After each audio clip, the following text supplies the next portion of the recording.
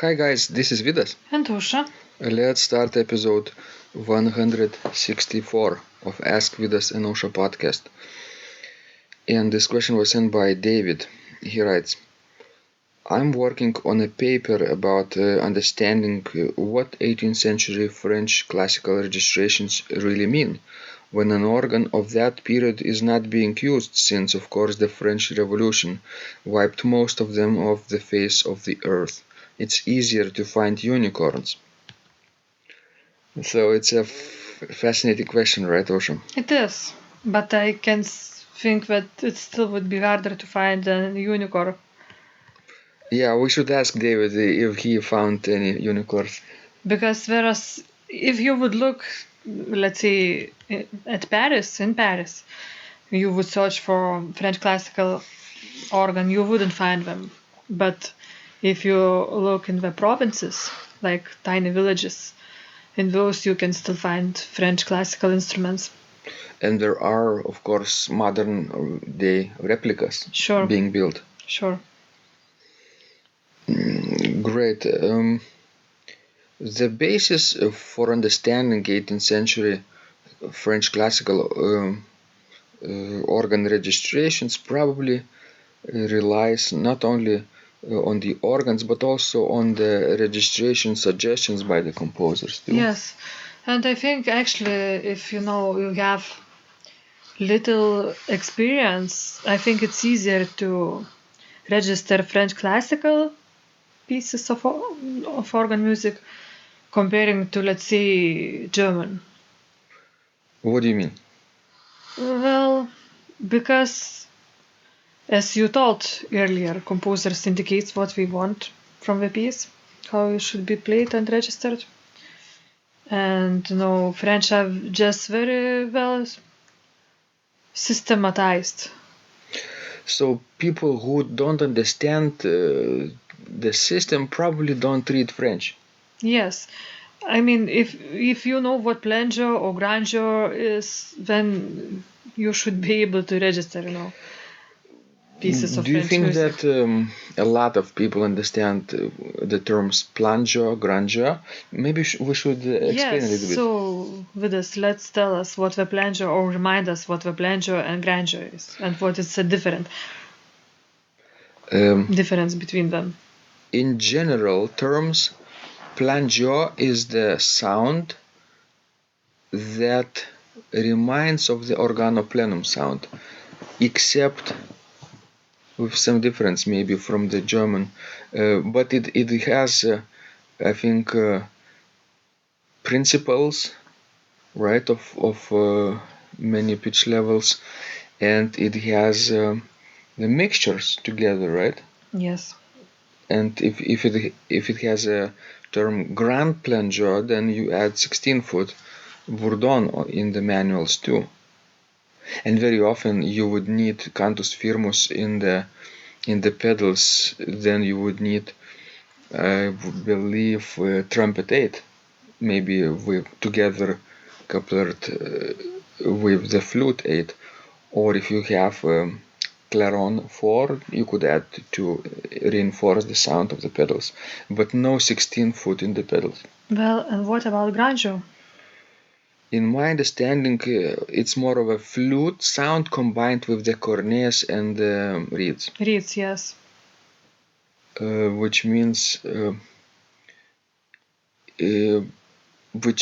trumpets, then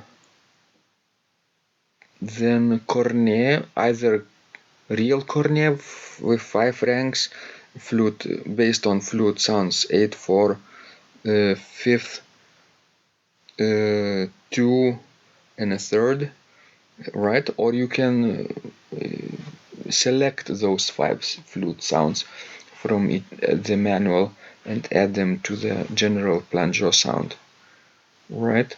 Do you need 16-foot in the manuals here? I believe think so, yeah. Yes. Mm-hmm. And what about like solo registrations for solo voices? What if you have like tierce entire or those characteristic stops that French organs have, I think they have a specific meaning and specific function, right? Tierce registration means you use a third based on 1 and 3/5 sounds, but in addition to that you of course need 8-foot flute, right? And then a tierce sound, and maybe even a fifth sound, to remind a little bit of the cornet. You have to check how your balance is on your organ, if it's not historical French organ, if you're adapting it. Yes, and this my next question would be: do you think it's okay to play the French classical music on? I think it's okay to play whatever person wants and likes, right? But the result will not necessarily be the same as on the historical French organ. A lot of people don't care about that. They just love the music, right? Well, should you then just follow closely to original registration? You should look for and make up your own registration, depending on the sound of particular organ. Yeah, I believe you're right. You should listen to some recordings, not necessarily of the same piece, but maybe a typical French classical registration that you are looking for, like tierce and taille, or dialogues of the voix humaine, or the Cromorne registration, right, or the cornet. All those things. You could listen to a piece like that and then check if your organ has a similar kind of stops. If it's not, you have to adapt. Yes, but for example, if you are playing a German organ, those reeds are so different from French reeds. What would you do then? I wouldn't play French music on the German organ. Okay. But no, a lot of people think differently, and they have the right to do so, right? We're just telling people, sharing with people our experiences, right, Osha? Yes. And you don't necessarily have to agree with us. And I believe people who oppose to that, their opinion might change if they try out a lot of historical organs. Yes. French, German, Italian, Dutch, Spanish, Portuguese, right? And all those areas have different styles and different types of music. Yes. And what is your favorite French classical composer? Oh, a tricky question. I have my favorite. Let's see. Does it start with the letter called G?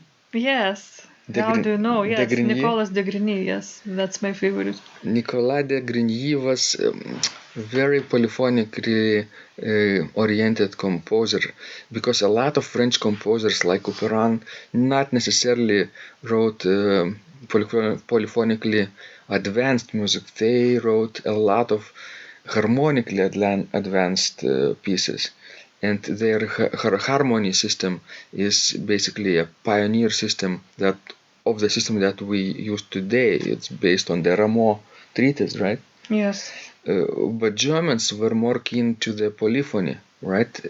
Just as Italians were a century later or earlier in the Renaissance, even in the 16th century or beginning of the 17th century. But then Italians started to play those different types of pieces, like Scarlatti, right? I know, it's just like And everything an opposite way. Polyphony changed, but Germans were more strict with polyphony, with Bach and that tradition, and French were more eager to explore the sounds and the colors. But yes, the Nicolas de Grigny, his polyphonic pieces are quite complex. You can even find 5 voices fugue. And Bach also learned from de Grigny. He copied his, Livre d'Orgue and based some of his earlier compositions, fantasy in fugue in C minor, for example, or other pieces, or pièces d'orgue, for example. A lot of pieces which have 5-part texture, they're based on the French model. Yes, that's true. And do you know, Ausra, why French wrote 5-part textures or not 4-part textures like Italians? I've read that Italian string chamber music was I think we had an extra voice, yes? Italians 4 parts and Like string quartet, yes? yeah, 2 violins, viola and a cello. But French had one extra instrument, 2 violins, 2 altos and 1 violone. 2 violas, yes. Wow. That's amazing. And they use different kinds of claps.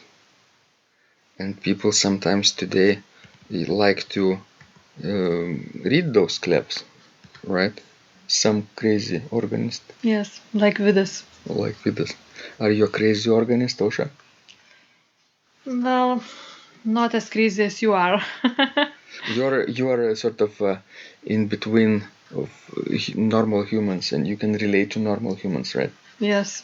You can read music that normal people read, and I can do too. But sometimes I'm not satisfied with normal stuff, so I get crazy. Alright, guys, please explore the French classical registrations. It's a really fascinating topic. We could actually recommend a book, right? Maybe by Fenner Douglas and Barbara Owen. They both wrote interesting treatises about organs and registrations. So if you read the transcript from this podcast, you could click on the link and check out those books. They're very Yes, beneficial. they would be a big help exploring different registrations. Wonderful. Thank you so much for listening and applying our tips in your practice. This was Vidas. And Ausra, And remember, when you practice, miracles happen.